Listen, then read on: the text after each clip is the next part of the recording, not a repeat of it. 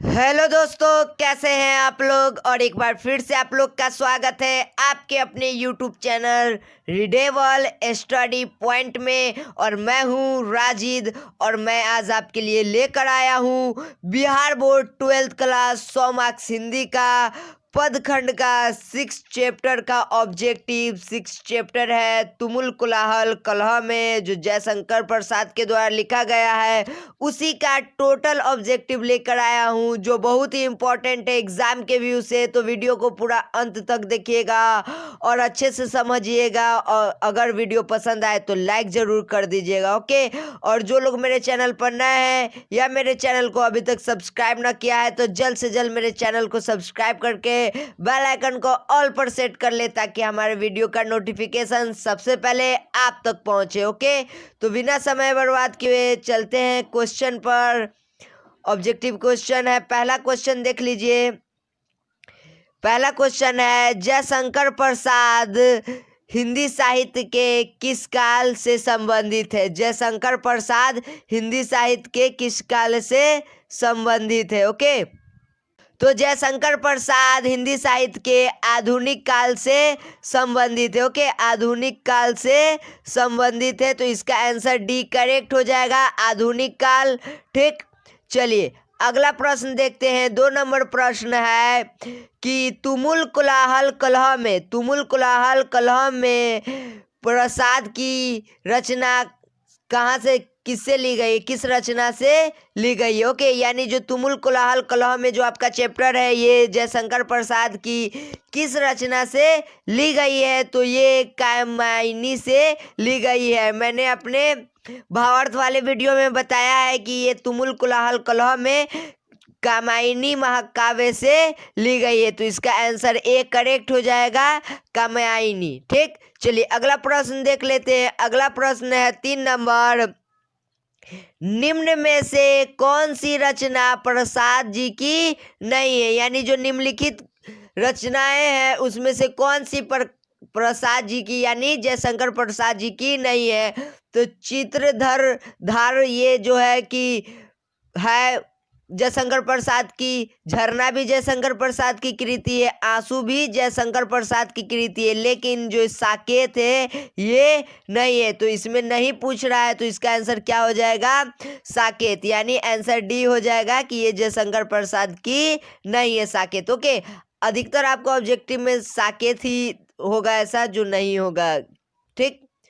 चलिए अगला देख लेते हैं। अगला प्रश्न है, जयशंकर प्रसाद जी का जन्म कब हुआ था। जयशंकर प्रसाद जी का जन्म कब हुआ था। तो जयशंकर प्रसाद जी का जन्म 1889 में हुआ था, ठीक। 1889 में इनका जन्म हुआ था, ओके। तो इसका आंसर सी करेक्ट हो जाएगा। चलिए अगला प्रश्न देख लेते हैं। 5 नंबर है, जयशंकर प्रसाद कितने वर्ष की अवस्था में पितृविहीन हुए थे। यानी इनके पिताजी की मृत्यु कितने वर्ष में हो गई थी। तो 12 वर्ष की उम्र में जयशंकर प्रसाद जी के पिताजी की मृत्यु हो गई थी, ओके। और फिर इन पिता की मृत्यु के बाद इनके घर में अकाल आ गया था। ये सब बात मैंने अपने भावार्थ वाले वीडियो में अच्छे से समझाया है। तो जो लोग वो वीडियो नहीं देखे तो मेरे चैनल पर जाएं और हिंदी क्लास 12th का एक प्लेलिस्ट होगा, उसमें जाएं, उसमें आपको ये वीडियो मिल जाएगा। चाहे इस वीडियो के डिस्क्रिप्शन में भी उसका लिंक दे दिया गया है, आप वहाँ से देख लीजिए, ओके। तो इसका आंसर बी करेक्ट हो जाएगा, 12 वर्ष की आयु में पिताजी की मृत्यु हो गई थी। चलिए 6 नंबर देख लेते हैं।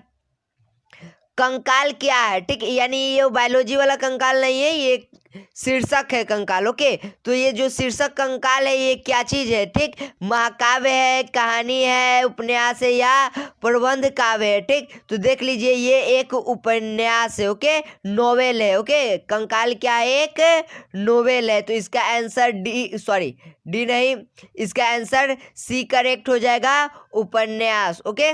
चलिए आगे देख लेते हैं। अगला प्रश्न है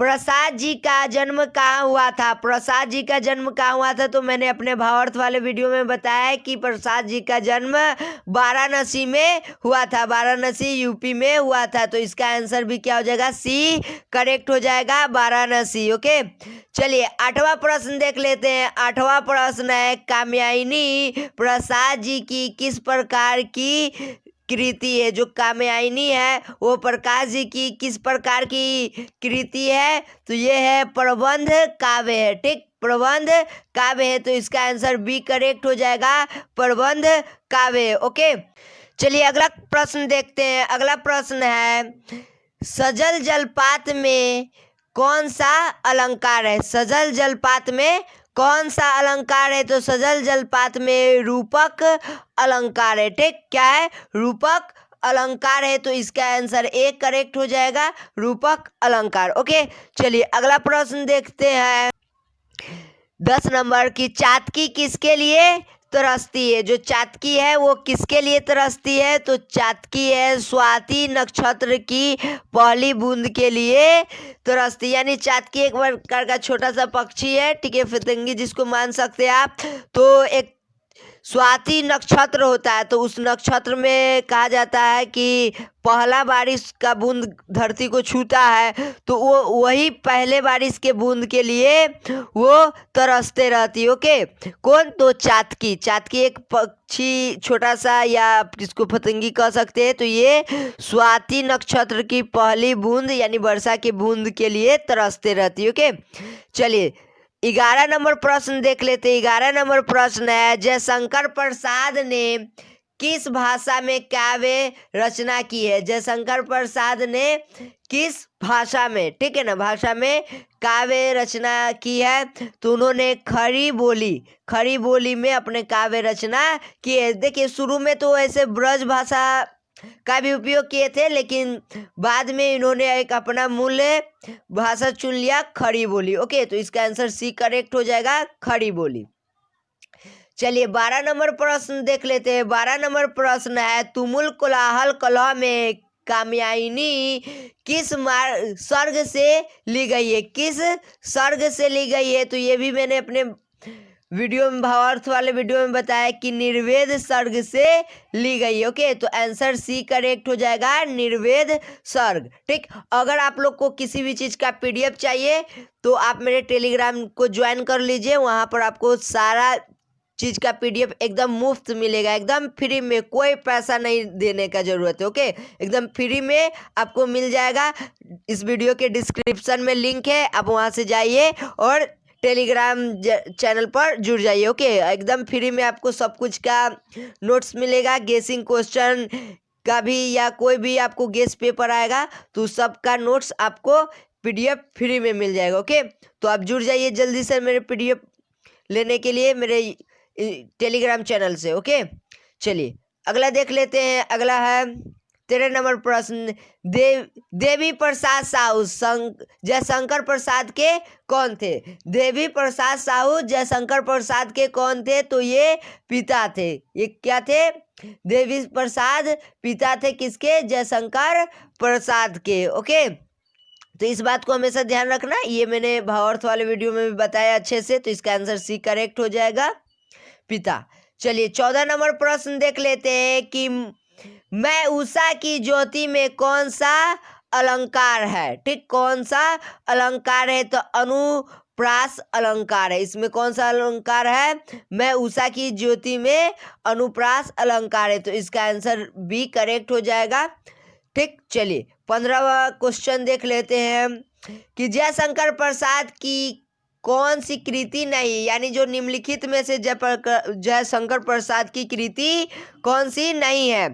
तो महाराणा प्रताप का महत्व जयशंकर प्रसाद का ही है, प्रेम पथिक जयशंकर प्रसाद का ही है, इरावती भी जयशंकर प्रसाद का ही, लेकिन महाराजा मान सिंह जो है जयशंकर प्रसाद का नहीं है। ठीक है, जयशंकर प्रसाद का ये नहीं है। ओके, तो इसका आंसर सी करेक्ट हो जाएगा कि कौन सी कृति जयशंकर प्रसाद की नहीं है? तो महाराजा मान सिंह। ओके, चलिए आगे देख लेते हैं। 16 नंबर प्रश्न है, प्रसाद जी कि किस कृति में आधुनिक मानव की मार्मिक समीक्षा की गई है। ठीक, किस कृति में आर्थिक जो क्या है, कोई किसी भी मनुष्य के, किसी भी मानव के मार्मिक समीक्षा की गई है। ठीक है, आधुनिक मानव की मार्मिक समीक्षा की गई है, तो वो है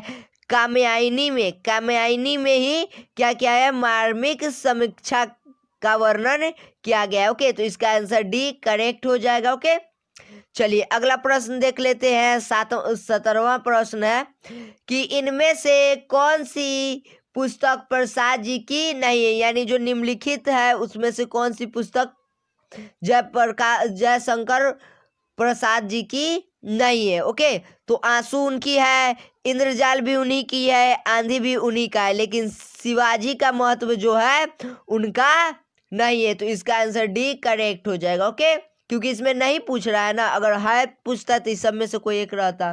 ठीक, चलिए आगे देख लेते हैं। प्रसाद यानी जयशंकर प्रसाद रचित महाकाव्य का नाम है, क्या नाम है, यानी तो कात्यायनी जो है महाकाव्य का नाम है, और किनका महाकाव्य का, तो जयशंकर प्रसाद का, तो इसका आंसर भी करेक्ट हो जाएगा।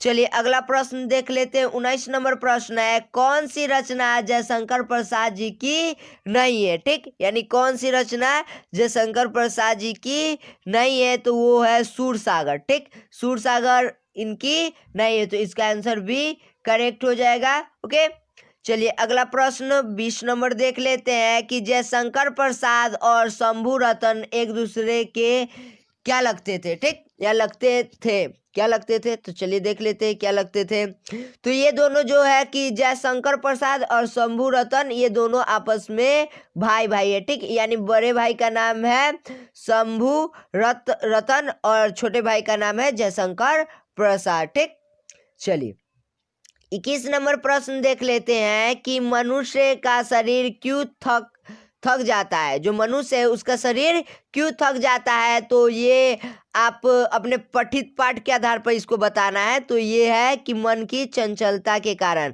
इसमें आपके पाठ में कहा गया है ना कि मन की चंचलता के कारण जब शरीर थक जाता है तो वो श्रद्धा के पास आता है। ठीक, यानी हृदय की शांति के पास आता है, तो इसका आंसर ए करेक्ट हो जाएगा। मन की चंचलता के कारण मनुष्य का शरीर थक जाता है। ओके, चलिए अगला है, हृदय की बात कौन है। ठीक, लेकिन इसका आंसर बताने से पहले जो लोग को अगर ये वीडियो पसंद आ रहा है तो वो वीडियो को जरूर लाइक कीजिए। ओके, लाइक करने से आपके एक लाइक से हम लोग का मोटिवेशन बढ़ता है। ओके, हम लोग मोटिवेट होते हैं और आप लोग के लिए अच्छे अच्छे वीडियो लाते रहते हैं, आप लोग के लिए इतने मेहनत करते हैं। ठीक, और अगर आप हमेशा मेरे वीडियो से पढ़ते हैं, वीडियो अच्छा लगता है मेरा, तो इस चैनल को, ये मेरा ही चैनल नहीं आप सभी स्टूडेंटों का चैनल है, तो इस चैनल को सब्सक्राइब करके बेल आइकन को ऑल पर सेट कर ले, ताकि मेरे कोई भी वीडियो का नोटिफिकेशन सबसे पहले आप तक पहुंचे। ओके, तो हृदय की बात कौन है, तो हृदय की बात श्रद्धा है। ओके, ये मैंने अपने भावार्थ वाले वीडियो में बताया है कि हृदय की बात कौन है, तो श्रद्धा है। ठीक, तो इसका आंसर भी करेक्ट हो जाएगा। ठीक, चलिए आगे देख लेते हैं।